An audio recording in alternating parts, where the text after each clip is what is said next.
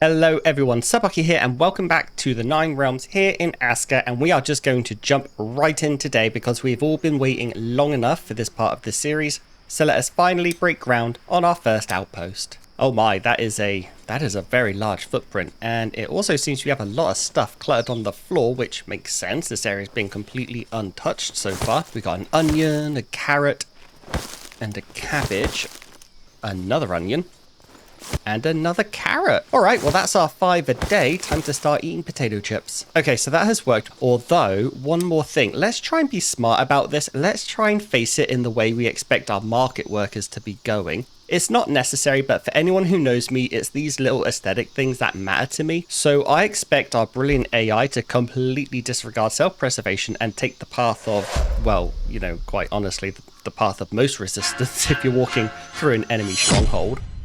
So we'll have the outpost face south because I expect them to come from this way. And, you know, we're going to deal with the route a little later. What the bloody hell? Where did all this fog come from? At this point, I expect this stuff from the game. The game's like, oh look, Sabaki is trying to do something. Spin the random bullshit wheel. Yay! You know what? I'm over it, whatever. It can just go there and stay there, whatever. That took such a long time, but there it is. Outpost number 1 is down. Thank you to everyone who gave suggestions of names in the last episode. We will be going with the classic Nivaldi. How the heck do you pronounce that? Is that even a D? We will be going with the classic Nithafeklich. I think I got that right. I just learnt that from a Norse website, and as we all know, there's no lies on the internet. And as we also all know, you can always rely on kind, gentle corrections to mistakes on the internet as well. So the next thing we need now is a bunch of shelters for the villagers that we will be relocating out here. Now, I am for sure building this outpost in a really difficult position, and earlier in the game than I probably should for a position like this, so I can't actually rely on an easy trade route to deliver stuff like logs and large stones out here right off the bat. Not with those 2 Jotun fields in the way. So I'm going to approach this outpost sort of like I was starting the game from day 1. We'll have shelters at first and the basic resource gathering places. That way I don't have to worry about people dying in the back and forth trips from New Asgard. Then when I have a good enough footing out here and I've dealt with those Jotun fields, we will build a cottage and set up those automated market routes. Whew, okay, so that took all night, but here we are with our 6 starting shelters. Now, I chose 6 because, quite simply, that's how many I can comfortably fit in a cottage, at least the way I design my cottages. I prefer not to back them in like sardines. And that's all I can do here for now. So let's head on back to New Asgard and work on a few things over there. We're going to need villagers, of course. We don't want to take anyone out of New Asgard and move them over here, since New Asgard is basically already working with a skeleton crew. So here we are back at the Eye. So let's summon a villager and see what they have to offer.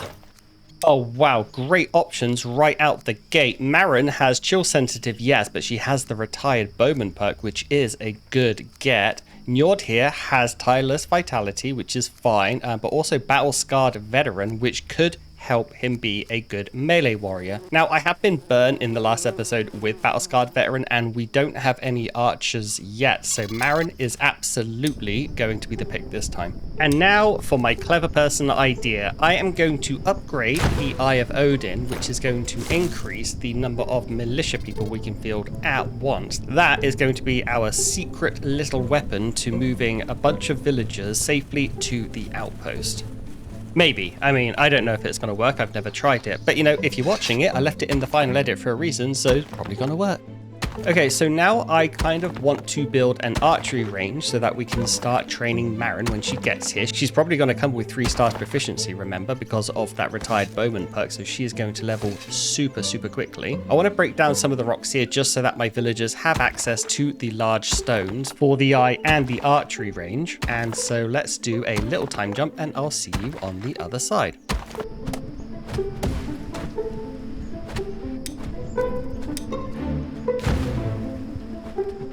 So while my builders get started on the archery range, I did want to pop down to the farm because quite honestly, I had forgotten we built those 2 other fields. And with all the seeds that my gatherer's probably been getting over the past couple of episodes, we probably have enough to get some vegetables up and running. Actually, before I start, let's just check those supplies, shall we? Yeah, honestly, that's enough to get a good farm plot going, maybe even 2. So berries in the spring and summer, because we have so many seeds. For autumn, I'm going to just do a medley. So 1 row of cabbage, 1 row of carrots, 1 row of garlic, and 1 row of onion.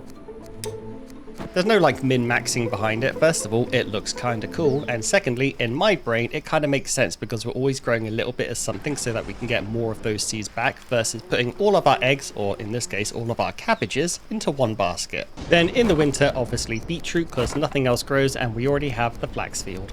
Okay then, back to the archery range. Or actually, back to the eye. I got my villager. I didn't remember seeing them, but let's get another one and then we'll figure out who arrived. Shrimpy Woodsman is probably a little bit better than somebody who can't cut trees, simply because we can take Newt out to the outpost, and since we will be harvesting wood up there, at least in the beginning before we get our trade network up, he can be the woodcutter. That makes the most sense. Our warrior just then reminds me, I think I got something wrong in my update video. Because I said you can't assign a weapon loadout to warriors in the tier 1 barracks, but oh, yeah, you can. You can only do the default ones, or, you know, the rather basic ones, but I thought they removed that entirely, and that weapon loadouts were only a part of the tier 2 barracks. That is a mistake on my part, so whoopsie. Fan-bloody-tastic, there is our archery range. I'm going to go ahead, and I recommend you do this too. I'm going to go ahead and assign our new Marin Archer. She's got 3 stars. She's going to level super fast. I'm going to assign her there for a couple of days, get her skill up. I'm also going to assign her a house. There you go. That way, if I assign her straight to like smoker duty or guard duty, she's not going to be doing very much damage with her bow and arrows. It's going to be rather inefficient. And she's kind of just going to waste arrows. But she'll train for like a day, and after a day, honestly, she's going to have an enormous amount of skill, and it's going to be much, much more helpful. So next up, over here, I'm going to pop down a hunter's hut. That's where Marin will work unless she becomes a tower archer. And we do have a smoker spawn like really, really close. So yep, when she's trained and ready and working here, she is going to be a very good supplier of red meat, bones, and leather. And perhaps a horn every now and then too. I don't suppose the jumpy boys can see me behind this rock, can they? Oh no. I am being very, very greedy right now to resupply my Jotun supply. Resupply my own supply. Stupid. I've come here to the spire to try and grab some of these nodes. I'm just, you know, we have to be quiet about what we do here. That kind of made me jump a little bit. Our villager just popped right into existence before our very eyes. Mighty Vigor. Mighty Vigor, that might be helpful. No, they only came with the 1-star melee combat proficiency. Oh well. Well, you know the drill. Another one right off the heels of this one. And who are we going to get? Eyvind has the Nocturnal Resilience, so I don't really care about any of the other ones. We're grabbing him. So that is 2 villagers summoned. A 3rd one on the way of the 6 that I wanted to take up to the outpost with me. So I'm just going to bum around town, I think. Help out with some projects, do a little bit of tidying up, see what I can do efficiency-wise to make things tick along here a bit easier. Oh wow, 90 fish soup just hanging out in the storage here. That's kind of crazy. And yeah, sort of like just wait for those villagers to arrive so that we can head on up to the outpost and begin work up there. Oh bugger.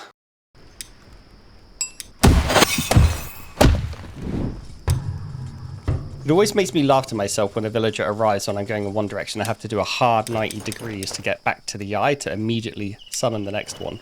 And of course, I am 1 Jotun blood short. Where can I get 1 Jotun blood around here? I'm pretty sure I've cleared all the small deposits. Small chance, but maybe you'll drop one. Nope. Nope. Nope. I see you hiding there in the shrubs, little Jotun supply. Where did they go?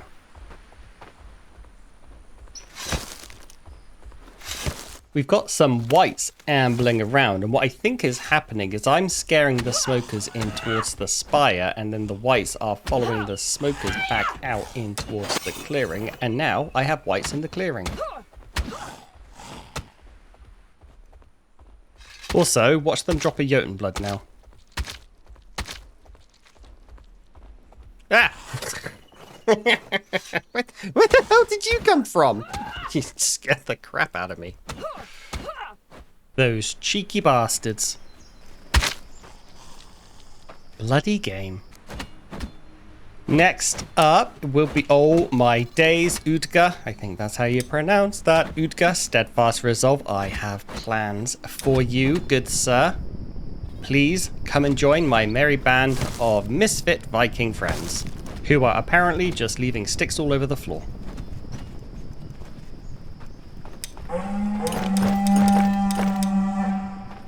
Oh yeah, that reminds me.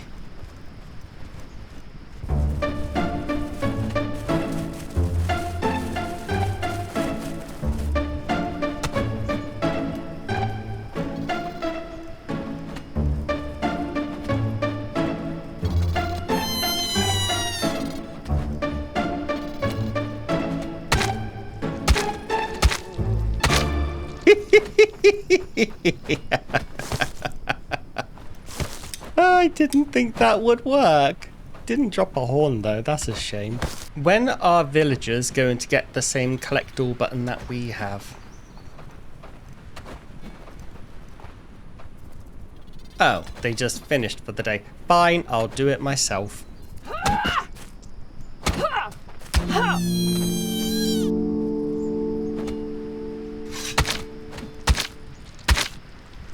So I went and hunted Marin down, the archer, just to see how much her skill has improved over the course of a day. And look at that, 29 ranged combat, up from, I think they start at 6 when they come with this perk. So from 6 to 29 in a day. And that is why you put them on the archery range when they first get here. She is going to be an absolute beast when it comes to those, you know, those jumpy little beasts.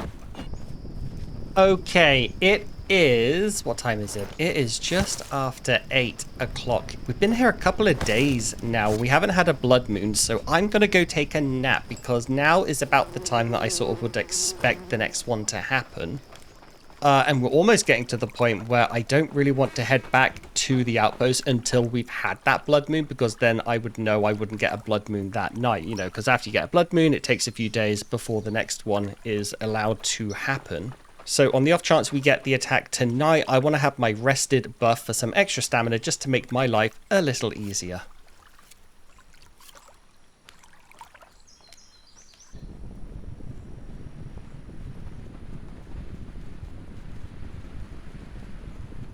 You know what? I don't think anyone is coming to my party. Okay, so since we didn't get a blood moon and we're currently waiting for a villager and we're currently waiting for all of our other villagers to wake up, I'm going to go head down to the beach here and fight Halga the Relentless, because I would like to get the water artifact, build the water runestone to get a massive boost for myself and my warriors in our melee proficiency, and that will help us train so much faster. So let's go ahead and do our first boss fight of the 9-round series. Also, that was my old shipwreck. That was not Halga's shipwreck, so that's going to make me look stupid.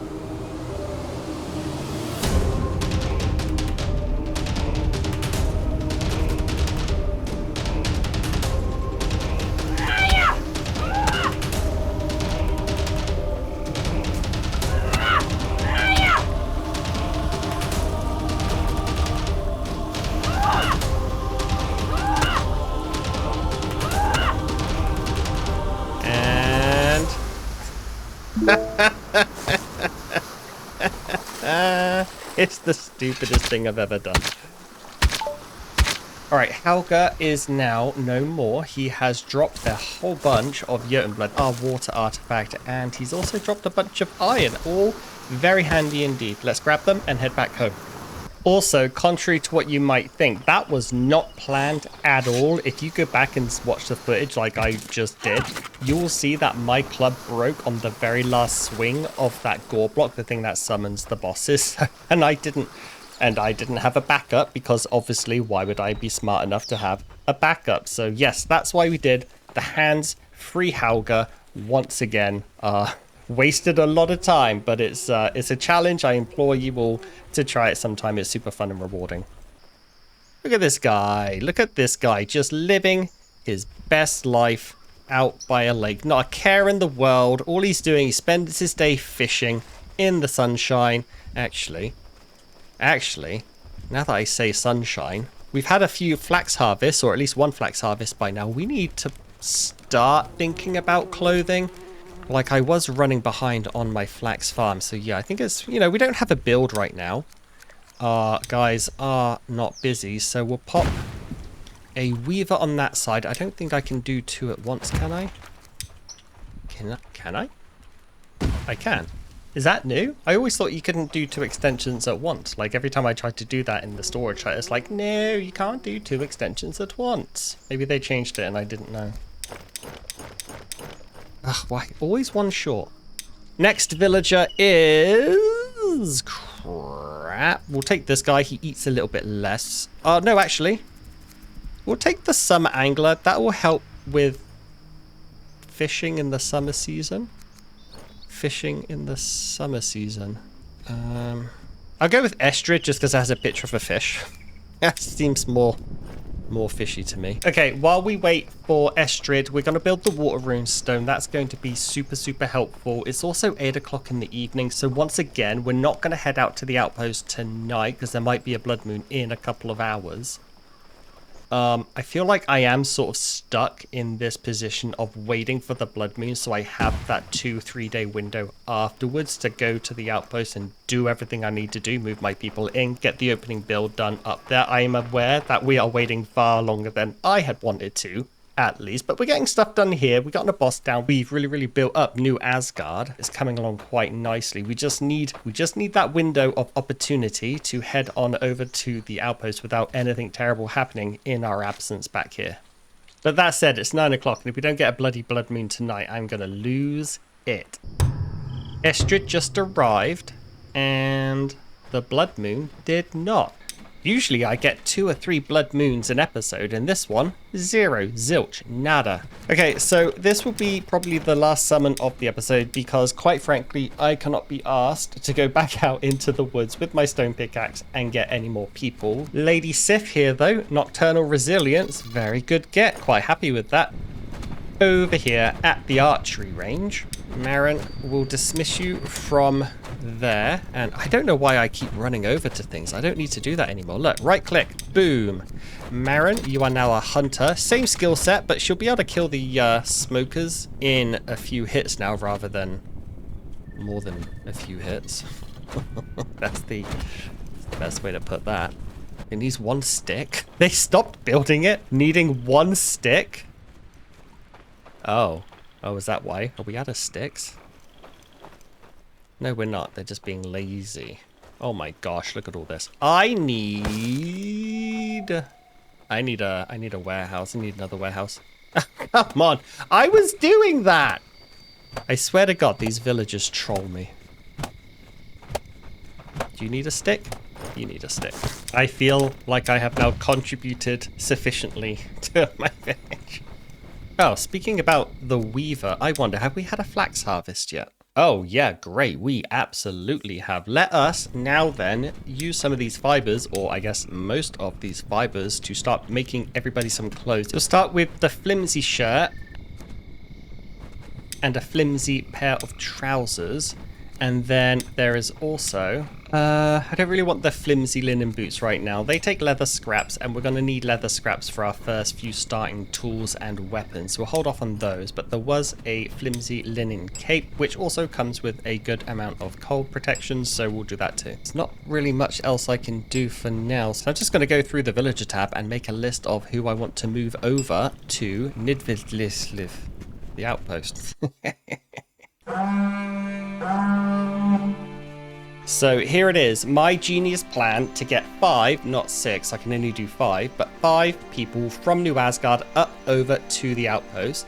What I've done is I've made a list last night, I checked it twice, don't worry, and I came up with these 5 villagers that I want to move, so I've assigned them to the town militia. So we can see we have Knut, Eyvind, Udger, Estrid, and whoever that is on the bottom, doesn't really matter.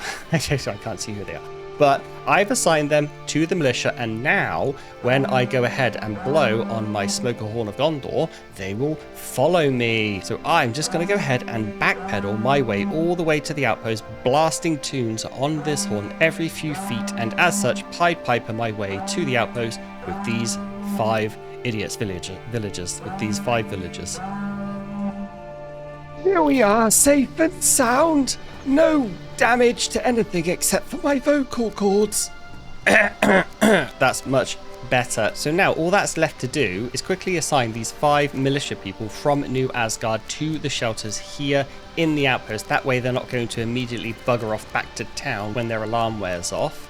And then I want to spend the rest of the day placing down the basic infrastructure. So the woodcutter's hut, stonecutter's hut, gatherer, the mine, and maybe even the cooking house if we have the time. I mean, we're going to have the time. I have 5 builders right now who are just going to get to work on these things immediately. Now it is about 10 o'clock in the morning, so I do want to head back home around 8 p.m. so I have enough time to take a nap and prepare for the blood moon. Again, we haven't had a blood moon yet this episode. I've not cut them out. We haven't had a blood moon at all. And so every day that passes makes me more wary that a blood moon is around the corner. And as I'm saying this, I know Editor Bucky is going to be doing a time jump because we've seen all of this before. We've seen the building up of these basic infrastructures in episode 1, so I don't really feel like I'm going to be doing a montage or anything. So Editor Bucky will or has done something clever or fancy or cinematic to make this time jump as natural as possible.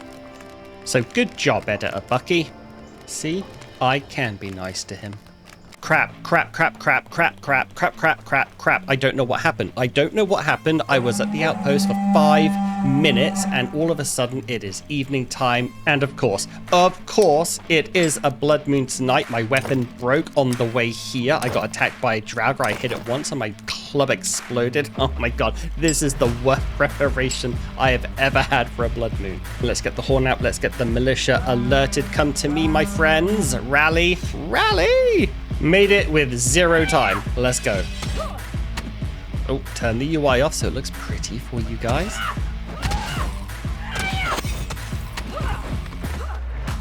Two more draugr coming in, doing a little dance. All right, hey, buddy.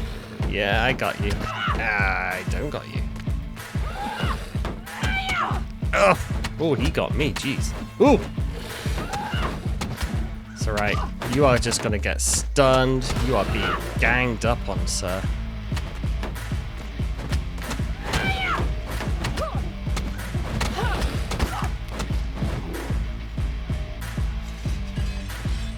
I'm gonna hold back. I'm gonna see if my militia can take care of them by themselves.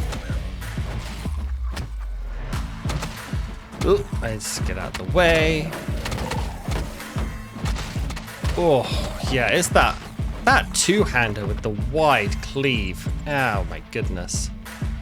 All right, you guys. Blowing the horn gives them another minute of staying on alert. So that should be more than enough time. Right, I'll help out with this round. Draugrs can be a bit of a pain, especially if they have a shield. Oh! I said I would help. And I get absolutely rogered right off the bat. My spatial awareness.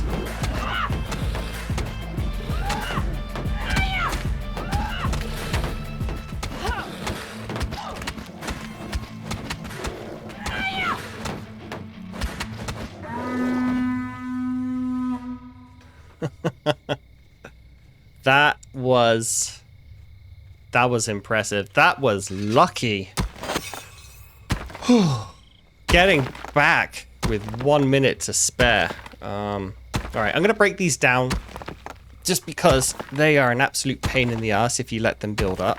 And I should know because in my Gates of Helheim series, I let them build up. I don't really think I ever destroyed any bodies, really. Anyway, yeah, so maybe they'll fix it in a patch soon where we can have a corpse harvester. Great job, disgusting. So since I'm here, since it's night, I'm going to harvest all the bodies and I'll see you in the morning.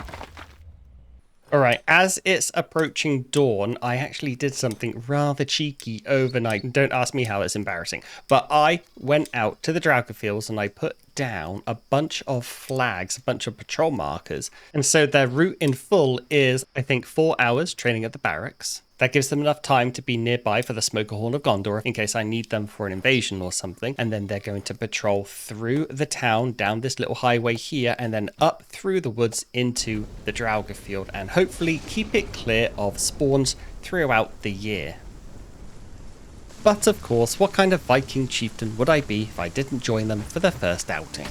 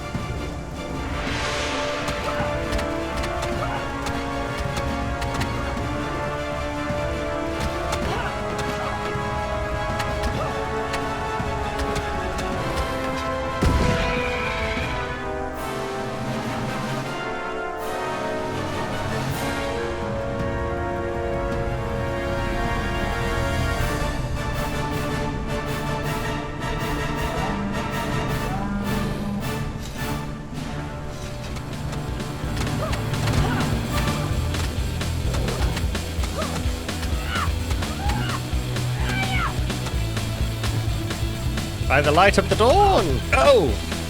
By the light of in my face.